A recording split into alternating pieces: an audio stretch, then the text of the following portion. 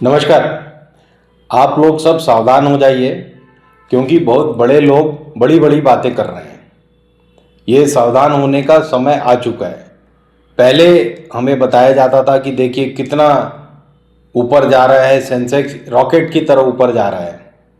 और वो जो सेंसेक्स कभी 4,000 5,000 छूता था तो बड़ी बात मानी जाती थी 90 के दशक में, हर्षद मेहता के टाइम से, केतन पारेख के टाइम से। अब वो 60-70 हज़ार 80,000 छू लेता है तो हम बड़े उसको गर्व के साथ हर न्यूज़ बुलेटिन में, हर चैनल पे हम बताते थे महंगाई का जो भी हाल हो रहा हो। लेकिन देखिए ये रॉकेट हमारा कहाँ ऊपर जा रहा है। अब क्या टाइम आ गया है, 28-30 साल में कभी भी सेंसेक्स का ये निफ्टी इफ्टी जो भी बाजार के कार्यक्रम होते हैं इसमें 2-4-5 करोड़ लोगों का इंटरेस्ट ही है, लेकिन पूरे देश के ऊपर इसका कुछ ना कुछ इम्पैक्ट पड़ता है। तो अब ये पिछले 28-30 साल में सबसे बुरे दौर से गुजर रहा है। कैसे? 30 साल पहले पहली बार 5-6 महीने के लिए लगातार जो अपना सेंसेक्स है वो नीचे की ओर जा रहा था, रेड जिसको बोलते हैं, रेड में जा रहा था। और अब जा रहा है, पिछले अक्टूबर नवंबर से लेके अभी तक ये लगातार डाइव मार रहा है नीचे की तरफ। तो निर्मला जी क्या कहती हैं, वो सहृदय नारी जो आजकल फाइनेंस मिनिस्टर हैं माता जी, वो क्या कहती हैं? उनका कहना है कि कितनी अच्छी बात है, ये FIIs यहाँ से जा रहे हैं, ये बहुत अच्छी बात है। FII जा रहे हैं मतलब बाहर से जो पैसा आता था वो अपनी जान छुड़ाकर यहाँ से जा रहे हैं। ताई का कहना है, निर्मला ताई का, कि देखो कितनी अच्छी बात है, हमारा जो सेंसेक्स है, हमारा जो स्टॉक मार्केट है वो इतना मजबूत है कि यहाँ से ये लोग पैसा कमा के जा रहे हैं। अरे तो भाई सभी चले जाएं, हैं?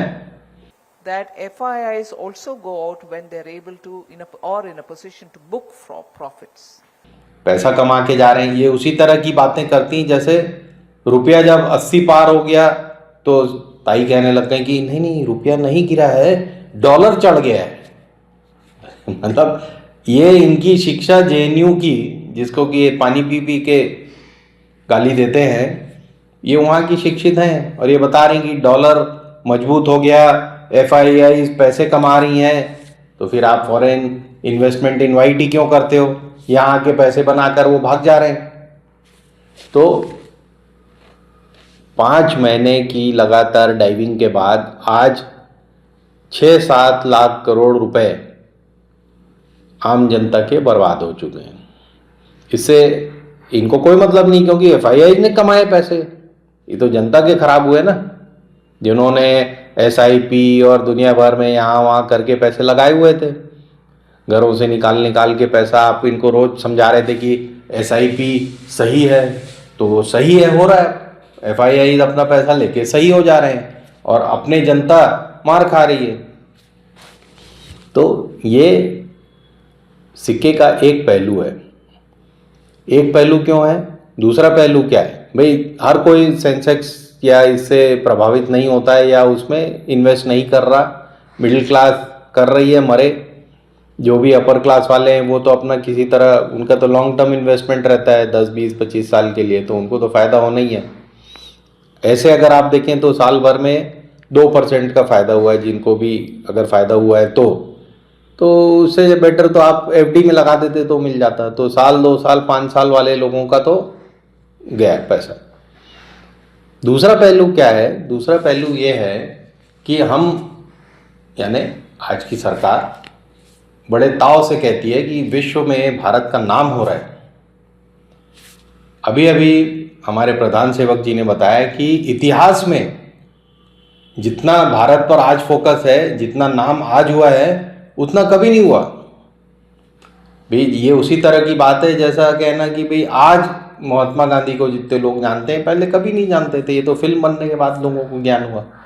तो भाई आप दोनों बात कह रहे हो, पहले कहते हो कि भाई पुराण काल में, वैदिक काल में हम इतने एडवांस थे और हमारे सनातन धर्म और हमारा ये और वो, और आज आप कह रहे हो कि हमारा तो इतिहास में पहली बार नाम हो रहा है। तो दोनों में से एक चीज़ बोलो।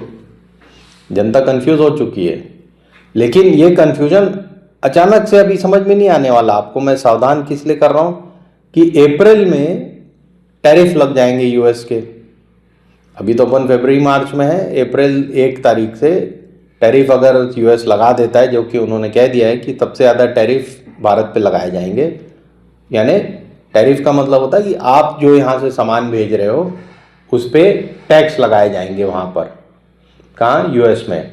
तो आप मान लीजिए यहाँ से चश्मा भेज रहे हो, वहाँ टैक्स लगेगा। यहाँ से आपने 10 रुपये में भेजा, वहाँ 25% टैक्स लगा। वो टैक्स लगने के बाद जब वो मार्केट में जाएगा तो उसका रेट नेचुरली 25% कम से कम बढ़ जाएगा। तो वो चीज़ कंपटीशन से बाहर हो जाएगी। और देश भी भेज रहे हैं चश्मा या इसी तरह की चीज़ें।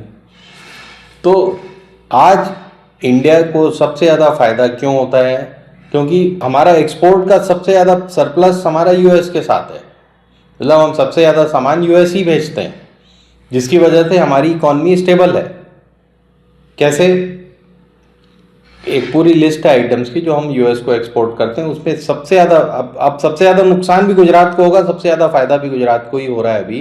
क्योंकि हमारा नंबर 1 50% एक्सपोर्ट हमारा जो यूएस को है वो जेम स्टोन्स और ज्वेलरी और ये सब का है, कॉइन्स वगैरह ये सब का है।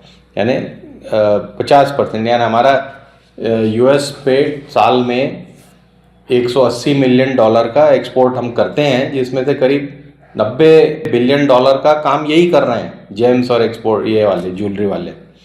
तो इस पे अगर 25% लगा दिया तो उतना भाव बढ़ जाएगा, बाकी देशों के लोग सामान खरीदेंगे, आपका नहीं खरीदेंगे, चाइना वाइना का खरीद लेंगे।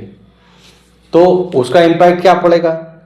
आपका एक्सपोर्ट कम हो जाएगा। एक्सपोर्ट कम हो जाएगा तो आपके फॉरेन अर्निंग्स कम हो जाएंगी। फॉरेन अर्निंग्स कम हो जाएंगी तो डॉलर फिर बढ़ जाएगा।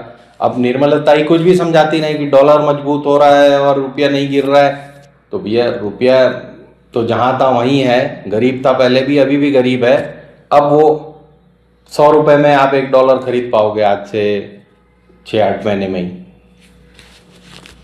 तो इसकी जद्दोजहद चल रही है अभी। ये जो प्रधान सेवक जी घूम घूम कर कह रहे हैं कि भारत का बड़ा नाम हो गया और इतिहास में, ये जो भी इनके चौगण हैं उनको गाना सुना रहे हैं और उनको भक्ति पाठ पढ़ा रहे हैं। आप इस भुलावे में मत रहें, आप सावधान रहें, क्योंकि आने वाला समय खराब हो सकता है, जिसके कि 70-80% चांस हो चुके हैं और ये हमारी फॉरेन नीतियों की वजह से है।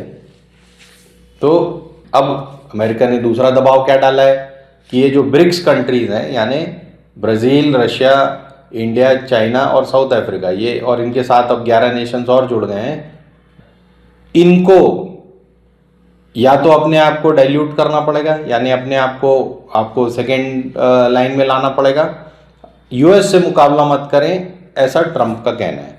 तो यूएस से मुकाबला मत करें मतलब आप ब्रिक्स अभी सोच रहा था कि हम अपनी करेंसी बना लेंगे और डॉलर पे हम डिपेंडेंट नहीं रहेंगे। जैसे यूरोप ने अपनी करेंसी बना ली यूरो, वैसी ब्रिक्स की अपनी करेंसी हो जाएगी, हम उसी से ट्रेडिंग करेंगे। तो वो दबाव यूएस ने पहले ही डाल दिया कि आप ऐसा करोगे तो हम आपका सामान लेना ही बंद कर देंगे। तो आप सामान लेना बंद कर दोगे तो हमारी $180 बिलियन की जो एक्सपोर्ट है वो ख़त्म हो जाएगी। और वो कह रहा है कि हमारी $180 बिलियन आपको खरीदना पड़ेगा। तो वो एक तो हम ट्रेडिंग में वो चाह रहा है यूएस, पहला कि आप बैलेंस ऑफ पेमेंट बराबर करो, यानी आप हमसे ज़्यादा पैसे मत कमाओ।